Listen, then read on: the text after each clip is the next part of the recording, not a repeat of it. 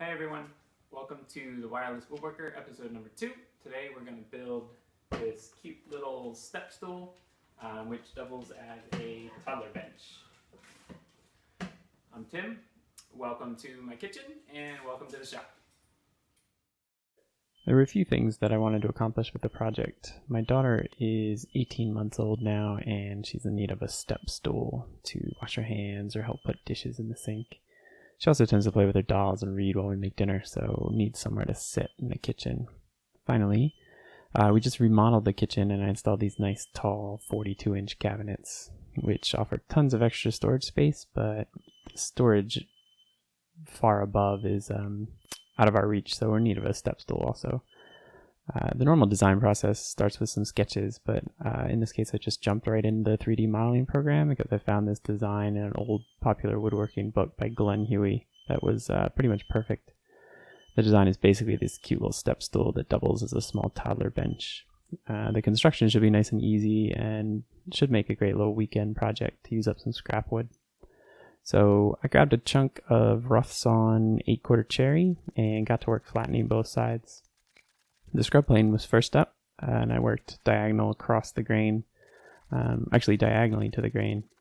Then I switched to the jack plane with a cambered iron and started working with the grain to smooth out some of the scrub plane tracks. Here you can see I'm flattening both faces, but there isn't really any need to square anything up at the moment because I'm going to resaw everything after this, after I cut all my pieces out. So it's not critical right now to have everything foursquare.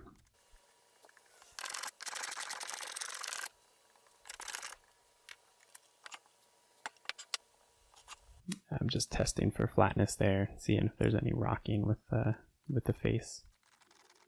You can see I switch over to my jack plane.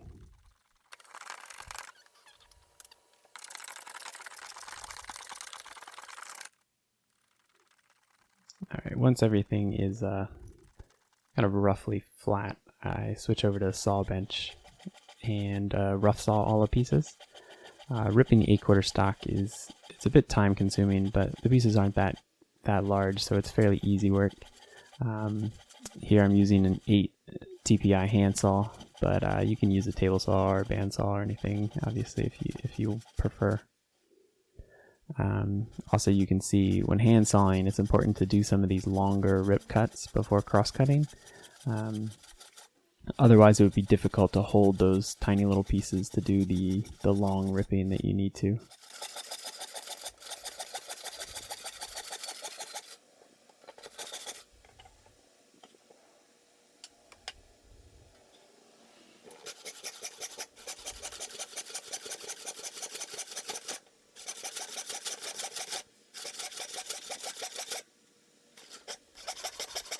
I'm getting tired here, switching to a two-handed grip.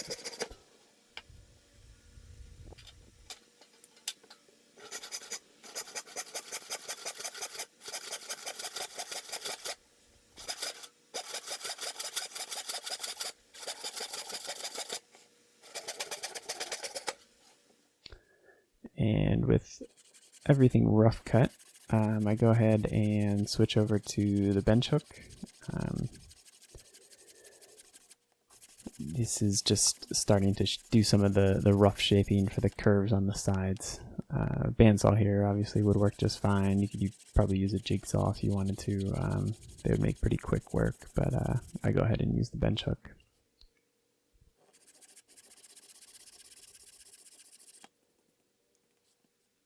Alright, the next step is cleaning up these rough sawn curves on the sides. I'm using a low-angled spoke shave, and this has got to be one of my favorite parts. I love using this spoke shave. It's just fun to shape wood like this. And if you notice, I haven't resawn anything yet, so both of the sides should match each other pretty well if everything is squared up here. That's on purpose. It just saves a little bit of time, I think. I don't know, maybe not, but in my mind it does.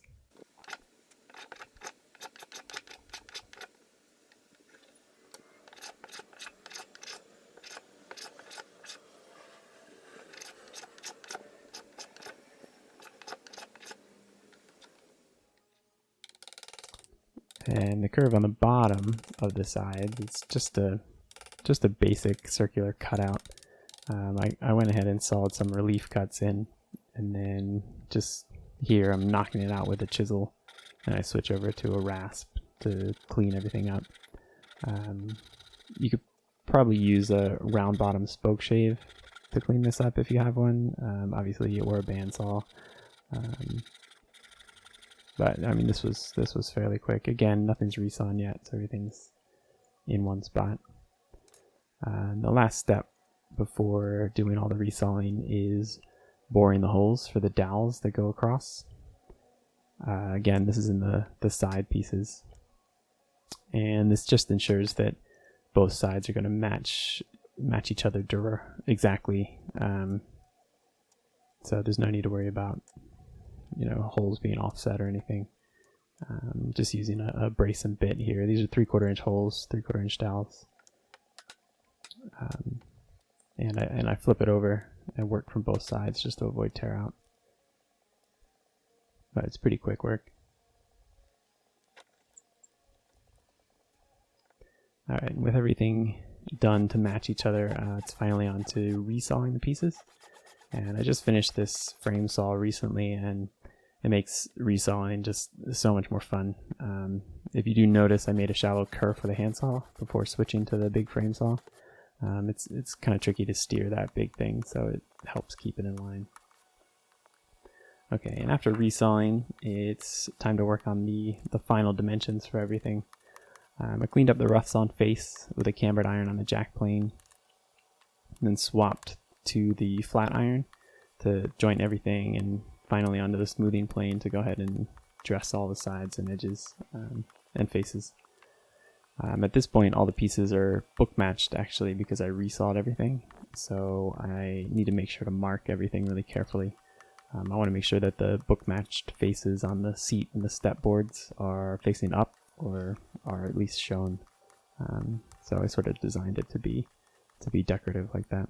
Not that anybody's going to notice but me, but at least when I walk into the kitchen, I'll remember that.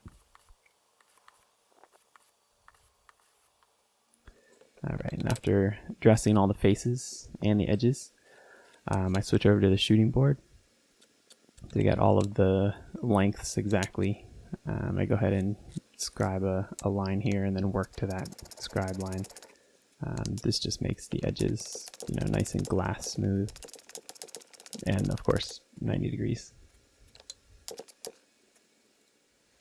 And final preparation for all the pieces is that everything gets chamfered edges with a block plane. It's another step that I really like doing.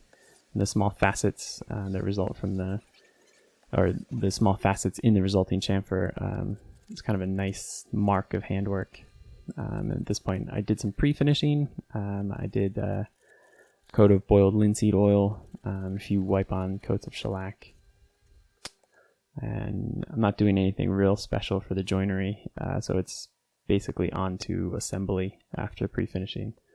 And using these really beautiful decorative wrought head nails from Tremont to hold everything together, and they need some really large pilot holes, especially this close to the ends of the pieces, so I go ahead and drill those in. You could do a huge variety of things actually for the joints. The plans call for screws with plugs to cover them up. I just like the look of these old nails. You can even do a nice decorative scarf joint here, and get rid of all hardware together if you wanted. The holding power of the nails is incredible actually. One of the step pieces was starting to split when I was hammering. I tried to back the nail out, but it just wasn't happening, so I ended up just continuing to nail it down, filling the split with epoxy. Because I was worried about destroying the whole piece if I was going to try to pull the nail out. So no clamps necessary for the glue up. Just threw a couple planes on top to weight it, and made sure it dried flat. Alright, final assembly, a couple of decorative carriage bolts. And again, you could do some other things with the joint, but I use these black hex carriage bolts, which match the nails really nice. Alright, and how's it work? Quite well, actually. My daughter loves flipping a step up and down, uses it as both a bench and a step stool. She's still a little small to reach things up on top of the counter, but she can at least see what's going on up there and put some things in the sink if she wants. She definitely knows that it's her piece of furniture. So my wife and I have trouble using it when she's around, but I think it definitely serves its purpose. So that's it. Nice little simple project. It's great to use some scrap wood up, and you can have fun playing around with the joinery if you want. If you like what you see, go ahead and subscribe. You can find me all sorts of places. Twitter, The Wireless WW, Instagram, The Wireless Woodworker. You could just go straight to the website at thewirelesswoodworker.com.